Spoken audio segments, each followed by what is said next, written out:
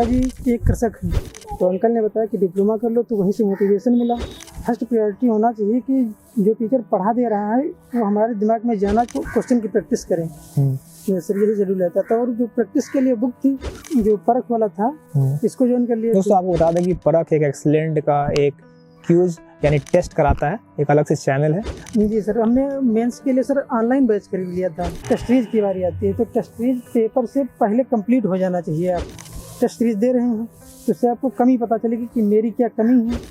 आर्थिक रूप से तो मेरे छोटे भाई ने मेरा बहुत सपोर्ट किया है। अच्छा जी सर, पिताजी बीमार हो गए थे, इनका ब्रेन ट्यूमर था। दोस्तों आज आपको मिलवाते हैं एक्सीलेंट के एक और सितारे से, अनुराग वर्मा से, जो कि मिनिस्ट्री ऑफ जल शक्ति में इनका चयन हुआ है SSC JEE के थ्रू। सबसे पहले अनुराग, आपको एक्सीलेंट परिवार की तरफ से बहुत बहुत शुभकामनाएं और बधाई। Thank you sir. एक्सीलेंट में मुझे लगता है कि ये पहला डिपार्टमेंट है, ठीक है ना। और अभी तक जो भी स्टूडेंट्स हमसे मिले हैं वो CPWD के थे और CWC डिपार्टमेंट के थे, और ये डिपार्टमेंट नया डिपार्टमेंट है, आपके लिए भी एक नया अवसर होगा और उम्मीद करते हैं कि आप इससे और अच्छा कुछ सीखोगे। आप किस पॉलिटेक्निक से हो, आप इसके बारे में बताइए। सर मैं जवाहरलाल नेहरू पॉलिटेक्निक महमूदाबाद सीतापुर से हैं आप। कब के पास आउट हो आप? सर 2021 में। आप अपने पृष्ठभूमि के बारे में बताएंगे। सर मेरा नाम अनुराग वर्मा है। मैं ग्राम चंदौली, बाराबंकी डिस्ट्रिक्ट के तहसील फतेहपुर का रहने वाला हूँ। और इसके बाद मैंने हाई स्कूल किया सीता इंटर कॉलेज महमूदाबाद सीतापुर से।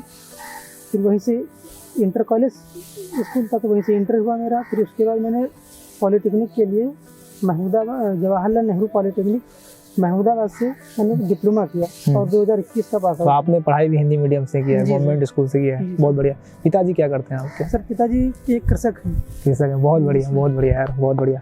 और भाई बहन के बारे में बताइए, माताजी के बारे में बताइए। सर मेरी एक बड़ी सिस्टर है और मुझसे एक छोटा भाई है। छोटा भाई ग्रेजुएशन कर रहा है और मैंने डिप्लोमा किया था, तो इधर मेरा SSC JEE के थ्रू मिनिस्ट्री ऑफ जल शक्ति में सिलेक्शन हुआ। तो आपके अंदर ये कब से आया कि मुझे सरकारी इंजीनियर बनना है? सर मोटिवेशन मुझको वहाँ से मिला। एक अंकल थे हमारे, उनका सर रेलवे में लोको पायलट से हुआ। गांव के? जी सर।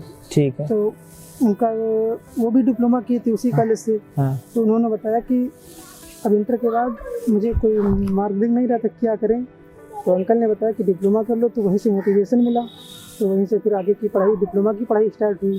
अब डिप्लोमा की जब पढ़ाई कंप्लीट हुई तो फिर कोचिंग के लिए सर्च किया, तो वहाँ के सीनियर जो थे हमारे, तो उन्होंने बताया कि एक्सीलेंट विजन कोचिंग JEE के लिए सबसे बेस्ट रहेगी। तो हमने विश्वास कर लिया और फिर ज्वाइन कर लिया एक्सीलेंट विजन। कोई कुछ बोल दिया, आप विश्वास कर लिए? जी सर। अच्छा। और फिर आए तो एकदम पूरा कंटेंट मिला और सिलेक्शन भी हुआ। तो आप ये बताइए हमको कि जब आपने कोचिंग ज्वाइन किया जी, उसके बाद क्लासरूम में रेगुलर पढ़ाई करते थे। क्लासरूम करने के बाद सबसे महत्वपूर्ण बच्चों का सवाल आता है, बच्चे लगातार हमसे सवाल करते हैं कि सर हम जब क्लासरूम करते हैं और क्लासरूम में 6 घंटे आपकी भी क्लासेस चलती होगी। जी सर। आप 6 घंटे क्लास करने के बाद आपका क्या शेड्यूल था, आप कैसे तैयारी करते थे, आपका स्ट्रेटजी क्या था, इनके बारे में हमारे बच्चों को बताइए। देखिए सर, जब जितना टीचर को इस क्लासरूम में पढ़ा दे रहा है, फर्स्ट प्रायोरिटी होना चाहिए कि जो टीचर पढ़ा दे रहा है वो हमारे दिमाग में जाना चाहिए और अगले दिन के लिए एकदम जो पढ़ा दिया एकदम तैयार होना चाहिए। अगले दिन जब हम आए तो पिछला वाला पूरा तैयार करके आए। फर्स्ट स्टडी तो ये होनी चाहिए कि पहला है कि क्लासरूम में आप फोकस रहिए, चीज़ों को समझिए अच्छे से। कोई डाउट है आप पहले क्लियर कीजिए क्लासरूम का। हाँ, उसके बाद फिर आप जब रूम पे जाते होंगे फिर आपका क्या दिनचर्या था? रूम पर जाने के बाद जो टीचर पढ़ाए हैं उसको रिवाइज करिए, जो कन्फ्यूजन उसमें रह जाती है उसको अगले दिन टीचर से एकदम पूछिए बेहिचक, कि कोई कन्फ्यूजन हो, हेजिटेशन नहीं होना चाहिए कि हम पूछ रहे हैं ये दिक्कत है, ये कुछ नहीं होना चाहिए। एकदम आप टीचर से पूछिए। टीचर भी ऐसे हैं कि एकदम कोलैबोरेट करते हैं, कोई दिक्कत नहीं होती, एकदम फ्रेंडली बात करते हैं। क्लासरूम आपकी कितने घंटे चलती थी? क्लासरूम 6-7 घंटे चल जाती थी सर। ठीक है। अनुराग वर्मा जो कि 21-22 में बैच नंबर 1 के स्टूडेंट थे। जी सर। तो 6-7 घंटे क्लास चलती थी, उसके बाद आप सेल्फ स्टडी कितना करते थे घर पे जाके? सेल्फ स्टडी सर लगभग 5 घंटे 6 घंटे का 5 घंटे। तो प्राइम फोकस था कि क्लासरूम में जो पढ़ाया गया है पहले उसको देखा जाए, ठीक है ना। तो आप ऑब्जेक्टिव भी साथ करते थे? हाँ सर, जब पहले प्रायोरिटी होती थी कि रिवाइज करें जो टीचर पढ़ाए हैं, अब उससे जितना पढ़ा गया है उससे संबंधित क्वेश्चन की प्रैक्टिस करें। सर यही जरूर रहता था। और जो प्रैक्टिस के लिए बुक थी तो एक्सीलेंट विजन की थी। एक्सीलेंट विजन को फॉलो करते थे। और एसएससी प्रीवियस ईयर का भी था। टेस्ट के लिए आपने कहाँ से किया और उसके बारे में क्या इफेक्टिव रहा आपको टेस्ट में? टेस्ट के लिए सर जब कोचिंग चल रही थी तब तो जो परख वाला था इसको ज्वाइन कर लिया। दोस्तों आपको बता दें कि परख एक एक्सीलेंट का एक क्यूज यानी टेस्ट कराता है, एक अलग से चैनल है जो कि रेगुलर रात में फ्री में क्यूज कराता है। और जब भी परीक्षा होते हैं तो उनके एक पैकेज उनका बहुत से मिनिमम अमाउंट में वो आपको कोर्सेज लाते हैं, ठीक है ना। जो टेस्ट पेपर होते हैं तो आप रेगुलर वहाँ उसके क्यूज को करते थे, ठीक है। तो उसके बाद जब आपका पूरा तैयारी कंप्लीट हो गया, आपने क्लास को अच्छे से समझा, ठीक है ना, और हमें लगता है कि जैसे बैच नंबर 1 का सिलेबस कंप्लीट हुआ, एसएससी जेईई का पेपर था, जी सर, तुरंत आपने प्री निकाला, जी सर, ठीक है ना। तो अगर आप क्लास में फोकस हैं, क्लास को को समझ रहे हैं, रेगुलर आप क्वेश्चंस कर रहे हो, एक्सीलेंट के बुक को आप करते आ रहे थे, प्रैक्टिस कर रहे थे, आपने प्री निकाला, जी सर। उसके बाद फिर आप मेंस की तैयारी के लिए एक्सीलेंट में ही आए? जी सर, हमने मेंस के लिए सर ऑनलाइन बैच खरीद लिया था। अच्छा, ऑनलाइन एक्सीलेंट का? एक्सीलेंट का ऑनलाइन भी था, ऑफलाइन भी था, ठीक है, ठीक है, हाँ। तो फिर आपने ऑनलाइन किया था, ऑफलाइन किया था? ऑनलाइन वाला बैच। ऑनलाइन तो बड़ा एक महत्वपूर्ण है कि आपको बता दें कि ये ऑफलाइन में रेगुलर कोचिंग किए थे और मेंस को किए ऑनलाइन में। जो बहुत लोग जो पुराने स्टूडेंट्स को जानते होंगे, एक्सीलेंट इस बार से कम्प्लीटली ऑनलाइन मोड में आ गया, उसके सारे कोर्सेज ऑनलाइन में आज हमारे पास मौजूद है, हमारे ऑनलाइन के कोर्सेज आ चुके हैं। तो आपने ऑनलाइन में शुरू किया था मेंस के बैचेज को, ठीक है। तो जो आपका मेंस था ऑनलाइन के अंदर में था, ठीक है। तो उसके बाद क्या हुआ कि जो आपने ऑनलाइन किया, तो ऑनलाइन में कोई दिक्कत आई? ऑनलाइन में दिक्कत कोई नहीं थी सर, बस ऑनलाइन में एक चीज़ ये रहती है, आप फिजिकली टीचर से बात नहीं कर सकते हैं, लेकिन चैट वाला ऑप्शन रहता है तो टीचर भी ध्यान देते हैं, ठीक है। तो आपने घर से ही पढ़ाई किया, गांव से? Yes sir. अरे वाह। तैयारी में कोर्स पूरा हो गया था, फिर शिफ्ट हो गए थे, उसके बाद फिर ऑनलाइन बैच खरीद लिए थे मेंस के लिए, ठीक है। तो बहुत अच्छी बात है, आप ऑफलाइन ऑनलाइन दोनों ज्वाइन किए थे। फिर हमारा जो एक्सीलेंट का टेस्ट था, आपको CBT2 में हम लोग टेस्ट करा रखे थे, वो आपके लिए कितना हेल्पफुल रहा? सर एक चीज़ बोलना चाहूँगा कि जो ऑफलाइन ऑनलाइन टेस्ट था ये मेंस के लिए, ये बहुत बेनिफिशियरी रहा, एकदम लगभग पैटर्न सेम रहा है सर। कई क्वेश्चन तो डिट्टो है, सेम आ गए हैं मेंस में। ये सर कई क्वेश्चन ऐसे हैं जो एकदम सेम आ गए हैं और बहुत बेनिफिशियरी रहा, पैटर्न मैच कर गया पूरा सर मेंस के लिए। आपने और भी कोई टेस्ट ले रखा था? और सर टेक्स्ट बुक का ले रखा था, लेकिन सर उसमें क्वेश्चन का लेवल बहुत हाई था, तो सर टेक्स्ट बुक देते थे, फिर अब नंबर कम आए तो डीमोटिवेट हो जाते थे। कितने नंबर बनते थे वहाँ पे? लगभग 170 के आसपास, 80 के आसपास पहुँच जाते थे, 170 लाते थे। और एक्सीलेंट में जो टेस्ट हुआ था, आपने जो टेस्ट दिया था CBT, हमारा जो टेस्ट था, उसमें आप कितने नंबर बनते थे?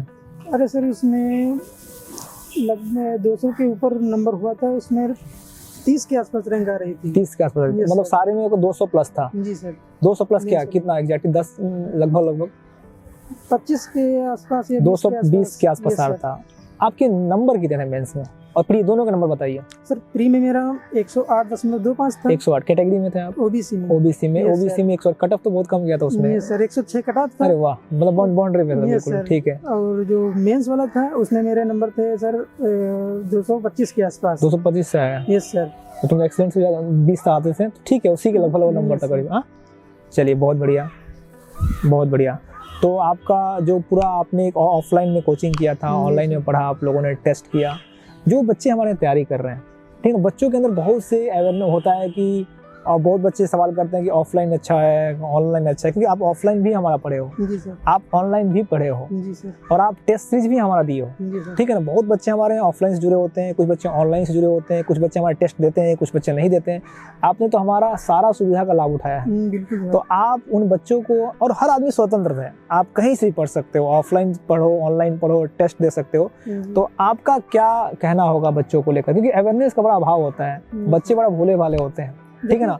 तो आप भी आपके मन में बहुत से सवाल आ रहे होंगे, और आप कोई भी चीज़ आप एक चॉइस करना पड़ता है, चूज करना पड़ता है। आपका क्या अनुभव रहा, और आप अपने जूनियर्स को जो तैयारी कर रहे हैं, जो उनको क्या सजेस्ट करना चाहेंगे? देखिए सर, जब मैं प्री के लिए आया था तब एक्सीलेंट विजन में ऑनलाइन की सुविधा नहीं थी सर, 2021 में। लेकिन जब 2022 में, जब ये 23 में जब हुआ, तब तक ऑनलाइन की सुविधा आ चुकी थी। अगर जो 2021 में होता ऑनलाइन, तो मैं ऑनलाइन ही लेता। ऑनलाइन और ऑफलाइन में मेन अंतर है कि ऑफलाइन में आप टीचर से फिजिकली बात कर सकते हैं, इंटरेक्ट कर सकते हैं, तो थोड़ा अंतर रहता है, लेकिन जो बहुत ज़्यादा अंतर नहीं ऑनलाइन और ऑफलाइन में। तो कंटेंट पूरा सेम रहता है। नहीं, हमारी पूरी टीम की पूरी कोशिश होती है कि वो जो डिफरेंस है उसको हम खत्म ना होने दें, और फिजिकली ना, लेकिन हम उस तरह से पढ़ाते हैं कि हम हर बच्चों को अटेंशन दे पाए, ठीक है। और ये बताइए कि उनको क्या बोलना चाहते हैं जो बच्चे तैयारी कर रहे हैं ऑनलाइन और ऑफलाइन को लेकर? ऑनलाइन और ऑफलाइन को लेकर, टेस्ट को लेकर, कई बन के सवाल टेस्ट कब करें, कैसे पढ़ाई करें, तो उनको आप क्या बोलना चाहते हैं? देखिए सर, पहले प्रायोरिटी ये होना चाहिए कि सिलेबस तो आपका सारा खत्म हो चुका है, अब बात आती है कि रिवीजन करना, फिर क्वेश्चन की प्रैक्टिस करना। फिर प्रैक्टिस के लिए कोई टेस्ट सीरीज लेना। टेस्ट सीरीज के लिए मैंने तो एक्सीलेंट विजन का ही ले रखा था। तो जब कंटेंट आपका कंप्लीट हो गया, अब टेस्ट सीरीज की बारी आती है, तो टेस्ट सीरीज पेपर से पहले कंप्लीट हो जाना चाहिए आपका। अगर पेपर के 20-25 दिन पहले कंप्लीट हो जाए तो इससे आप टेस्ट सीरीज दे रहे हैं, तो इससे आपको कमी पता चलेगी कि मेरी क्या कमी है। अब उसमें से आप अपनी कमी को सॉर्ट आउट करें, फिर उसका रिवीजन। तो आप जब टेस्ट देते थे, तो जैसे मान लो कि आपका टेस्ट दिया आपने, 100 सवाल है, आपने 70 सही किया, मान लो कि आपने 10 अटेम्प्ट नहीं किया, 20 गलत हो गया, फिर आप किस तरह से एनालिसिस करते हैं इसका? देखिए सर, पेपर में लगभग 10-15% क्वेश्चन तो ऐसे ही रहते हैं कि उनका लेवल बहुत ज़्यादा होता है, उनको ना करो तो फिर उनसे सिलेक्शन रुकने वाला तो है नहीं। बिल्कुल। अब फिर बात आती है 10-15% और, तो उसमें मेंटल या प्रेशर जो कह लें, उसका प्रेशर है, तो उस वजह से एकदम माइनर मिस्टेक हो जाती हैं सर। तो वो चीज़ प्रैक्टिस से आएगी। आप जितनी बार टेस्ट सीरीज देंगे तो धीरे धीरे रिकवर होंगी सर। दोस्त, आप बताएं कि आप किसान परिवार से हो, ग्रामीण पृष्ठभूमि से आए हो, पूरी तैयारी के दौरान, पढ़ाई के दौरान कौन से ऐसे व्यक्ति थे जो आपको हर साथ सपोर्ट किए हैं, चाहे वो आर्थिक रूप से, चाहे मानसिक रूप से, उनके बारे में बताइए। सर, मैं आर्थिक रूप से तो मेरे छोटे भाई ने मेरा बहुत सपोर्ट किया है। अच्छा। जी सर, पिताजी बीमार हो गए थे, उनका ब्रेन ट्यूमर था, तो बीमार हो गए थे। फिर क्या करते हैं छोटे भाई आपके? छोटे भाई सर पढ़ाई भी कर रहे हैं, ग्रेजुएशन हो गया है। जी सर। पढ़ाई के साथ काम भी करते थे? जी सर। क्या करते थे? वही घर में पिताजी खेती कृषक थे, तो वही काम वो भी देखते थे। उसके बाद तो वहाँ से बहुत मोटिवेशन मिला मुझे कि कुछ करना है। बहुत बढ़िया, बहुत बढ़िया। जी सर। तो आपका जो डिपार्टमेंट है मिनिस्ट्री ऑफ जल शक्ति, एक नया डिपार्टमेंट है, और उम्मीद करते हैं कि आपको नई चीज़ सीखने को मिलेगी, और आप जो भी आपको ये पद मिला हुआ है उस पर आप ईमानदारी पूर्वक काम करेंगे। आप लोग संघर्ष करके आते हो, आप बहुत जमीन से उठे हुए लोग हो। उम्मीद करते हैं कि आप ऐसे ही और भी लोगों को मोटिवेट करोगे, और जैसे आपने अपने गांव में किसी को देखकर, अपने अंकल को देखकर आप आए हो, उम्मीद करते हैं कि आपका जो गाँव है वहाँ के और भी बच्चे आपको देखकर अच्छा करेंगे। और सही में आपका जो जिंदगी है, जो आपका जर्नी है, जो आपका डेडिकेशन है, वो काबिले तारीफ है। उम्मीद करते हैं आप ऐसे ही जीवन में अच्छा करोगे और समाज के लिए भी बेहतर करोगे। धन्यवाद। Thank you sir.